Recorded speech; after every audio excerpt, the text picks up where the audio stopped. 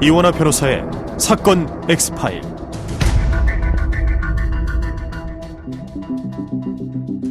네, 지금부터 이야기해드릴 이 사건은요, 영화가 아닌 실제 현실에서 일어났던 일입니다. 때는 2014년 6월 울산의 한 파출소로 의문의 남성이 찾아오며 시작됐습니다. 저기, 어떻게 오셨습니까? 저기, 여기 경찰서 맞죠? 그런데요? 무슨 일이 있으십니까? 그게 뭔가 이상한데? 일단 들어오라고 해야겠다. 아, 선생님 이쪽으로 앉으시죠. 형사님, 밤하늘에 달을 보면 언제든 손을 뻗어 달을 잡을 수 있을 것 같지만 그거 아세요? 지구와 달 사이는 38만 5천 킬로나 떨어져 있어요.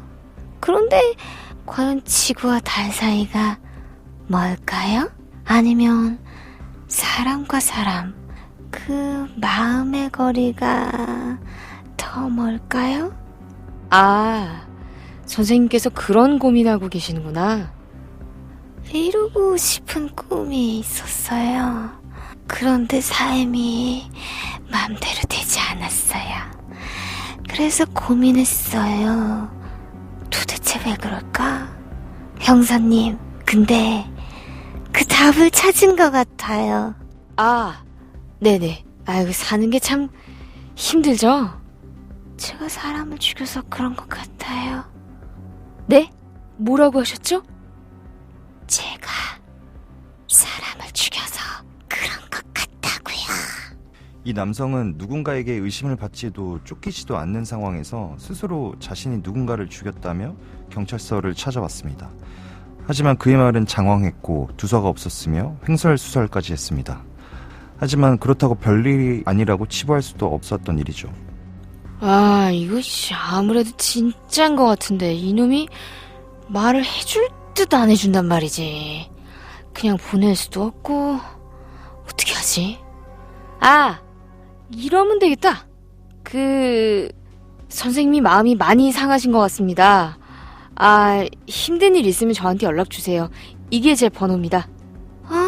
형사님도 제 이야기 공감하시는 거죠? 그럼요. 할 말 있으시면 언제든 연락 주세요. 그날 이후 이 남성은 해당 경찰관에게 수시로 연락을 해왔고 그렇게 둘 사이엔 신뢰가 쌓이기 시작했습니다. 그렇다면 과연 이 남성이 앞서 자백했던 살인, 이 살인은 진짜였을까요? 사건 X파일 지금 바로 시작합니다. 안녕하세요. 사건 X파일 황윤창 변호사입니다. 오늘도 로엘 법무법인 황정원 변호사와 함께합니다. 변호사님 어서 오세요. 안녕하세요. 황정원 변호사입니다. 변호사님 평소에 누가 상담하러 와서 내가 살인범이다라고 하면서 뭔가 횡설수설한다라고 하면 어떠실 것 같습니까? 일단 당황스럽지만 이야기는 들어볼 것 같은데 무섭기도 할 것 같습니다. 이야기는 귀에 잘 안 들리고 경찰 신고부터 생각날 것 같은데요. 변호사님은 어떠실 것 같으세요? 글쎄요, 경위를 들어봐야겠지만 이거를 자수를 할지 아니면 자수하지 않고 수사가 진행 중에 자백을 할지 고민해볼 것 같습니다. 오늘 이야기해볼 이 사건 같은 경우 정말 희박한 가능성, 작은 단서일지라도 놓치지 않고 끈기있게 수사해 나가는 것이 얼마나 중요한지 그리고 필요한지 이걸 다시 깨닫게 해줄 그런 사건이 아닐까 싶은데요.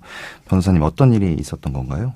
2014년 6월 한 남성이 파출소에 찾아와 달과 지구의 관계, 꽃과 나무, 강우량 수치 같은 자신만의 세계를 이야기하였다고 합니다. 남자는 차분하고 논리적으로 말하는 듯 했지만 듣다 보면 정신이 멍해질 정도로 횡설수설했다고 합니다. 그런데 어느 날 이 남자는 경찰관에게 삶이 생각대로 흘러가지 않는다라고 하더니 내가 살인범이기 때문입니다 라는 말을 한 것입니다. 이게 파출소에 근무하시는 경찰관님들께서 이런 아무래도 초동 조치나 신고에 대한 어떤 출동 업무를 주로 하시다 보니까 횡설수설한 이야기를 들을 시간도 부족했을 것 같고, 그리고 그 와중에 살인 얘기가 나오면 좀 이상한 소리다 이렇게 치부해 버리실 수도 있었을 것 같은데, 말씀해 주신 것처럼 정신적으로 불안정한 모습을 많이 보였고 누군가에게 쫓기지도 않는 상황에서 내가 살인범이다라고 이렇게 이야기를 한다는 것 자체가, 그리고 경찰서에서 그 얘기를 한다는 게 쉽게 납득이 가는 일은 아닌 것 같습니다. 이 사람이 장난을 치나 보다라고 생각했을 수도 있었을 것 같거든요.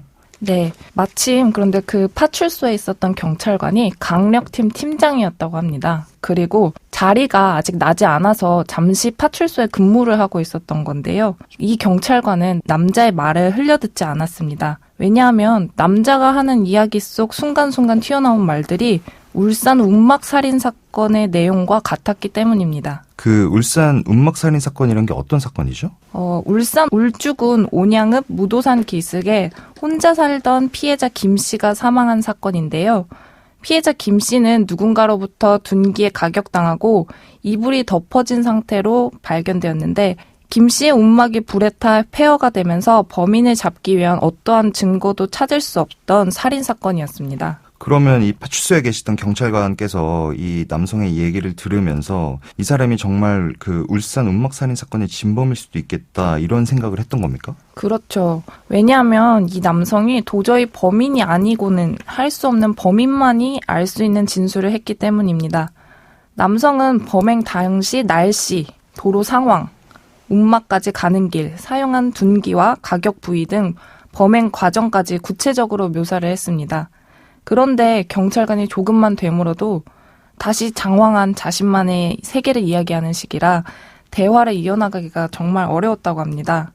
그래서 경찰관은 전략을 바꿔서 이 남성의 삶과 이야기에 귀를 기울이고 연락처를 직접 알려주면서 수시로 만나서 이야기를 나눴다고 합니다. 이게 파출소에 계시는 경찰관께서 이렇게 어떤 용의자와 대화를 이어나가는 것 자체가 쉽지는 않을 것 같은데요. 아무래도 경찰청이나 경찰서에서 그 담당하는 사건 진행하는 분들은 모르겠는데, 지금 파출소에 계시는 경찰관이 하시기에는 참 보통의 상식으로는 이해되지 않는 특이한 경우인 것 같습니다. 이 남성의 경찰관에게 계속 연락을 했다고 합니까? 그렇습니다. 이 남성은 늦은 밤 경찰관에게 문자 메시지를 보내거나 전화를 걸어서 그때그때 자신이 떠오른 생각들을 횡설수설 설명하기도 하고, 심지어는 변이 안 나온다, 이런 연락을 하기도 했다는데요. 경찰관은 그런 연락을 받아도 직접 이 남자의 집까지 찾아가서 이야기를 나눌 정도로 이 남자와 아주 자주 만났다고 합니다. 정말 이 경찰관께서 대단하다는 생각이 드는데, 그러면 이 남성이 자신이 언급했던 그 범행, 그러니까 살인사건에 대해서도 이야기를 해줬나요? 이 남성은 결국 울산 운막 살인 사건에 대하여 자세한 진술을 하였는데요. 범인이 아니고서는 도저히 알 수 없는 내용까지 진술을 했고, 그 진술은 2012년 사건 발생 당시 수사 기록과 현장 사진, 기상 상태와도 모두 일치했습니다. 그런데 더 놀라운 사실은 이 남성이 저지른 살인 사건이 한 건이 아니라는 거였습니다. 그 한 건이 아니라고 하면 또 다른 범행도 있었던 겁니까? 이 남성은 울산 운막 살인 사건 말고도 또 다른 살인 범행을 이야기했는데요. 2012년 2월 옆집에 몰래 들어가서 설거지하던 할머니를 뒤에서 야구방망이로 내려쳐 살해했다라고 주장한 것입니다. 그러면서 자꾸 머릿속에서 옆집 할머니를 죽이지 않으면 이 할머니와 결혼해야 된다는 소리가 들려서 살해했다고 하면서 구체적인 살인 동기까지 덧붙이기까지 했습니다. 그 관건은 이 부분인 것 같습니다. 이 남성이 자백한 두 사건의 살인사건이 있다는 거잖아요. 그렇다면 과연 이 자백한 내용, 그러니까 이 남성이 밝힌 범행 상황과 일치하는 미해결 사건이 있었다는 건데, 이 부분이 굉장히 중요해 보이는데 어땠습니까? 경찰은 남성의 두 번째 살인사건을 밝히기 위해서 수소문을 한 끝에 남성의 이웃집에 살던 할머니의 가족을 찾았습니다. 할머니는 남성이 말한 대로 두개골 골절의 부상을 입고 입원해 있는 상태였습니다. 그런데 할머니의 가족들은 가정 형편 때문에 의료보험 적용을 받지 못한다고 생각해서 경찰 신고를 하지 않았다고 했습니다.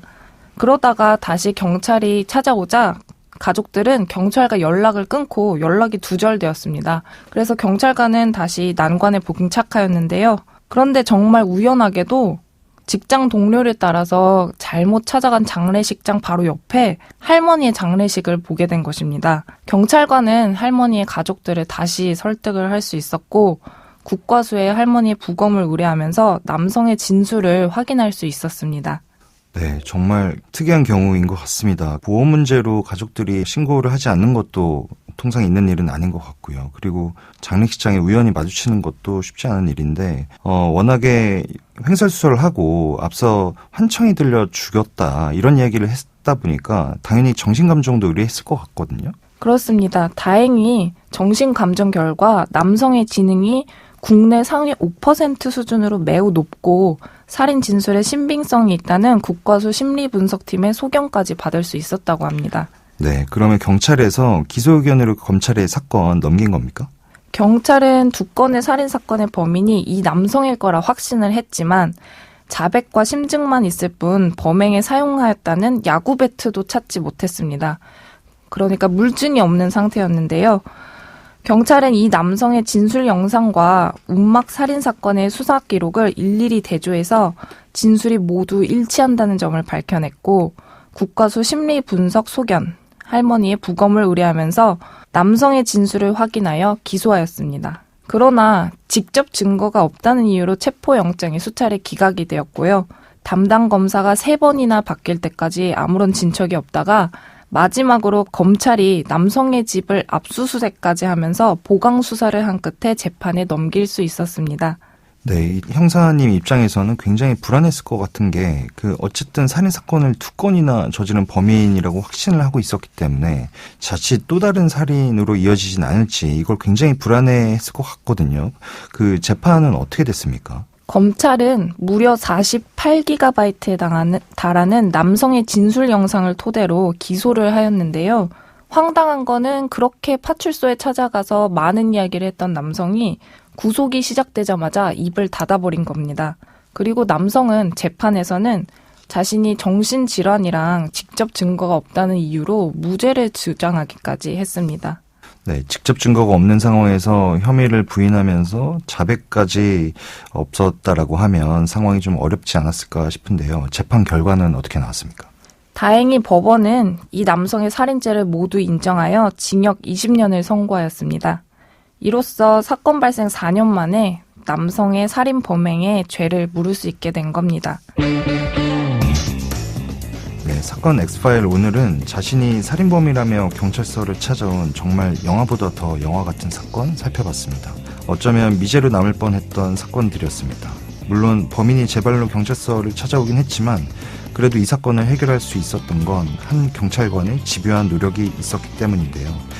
당시 주변에서 도대체 왜 이렇게까지 하냐라는 질문에 경찰이니까 하지 누가 하겠냐라고 답했다고 합니다. 대한민국에 이런 생각을 하는 경찰들 좀 더 많아졌으면 좋겠습니다. 오늘 저희가 준비한 내용은 여기까지입니다. 끝곡으로 백스트리트 보이즈의 Shape of My Heart 들려드리면서 이 시간 마치겠습니다. 여러분은 모두 변호받아 마땅한 사람들입니다. 사건 X파일. 여러분 고맙습니다.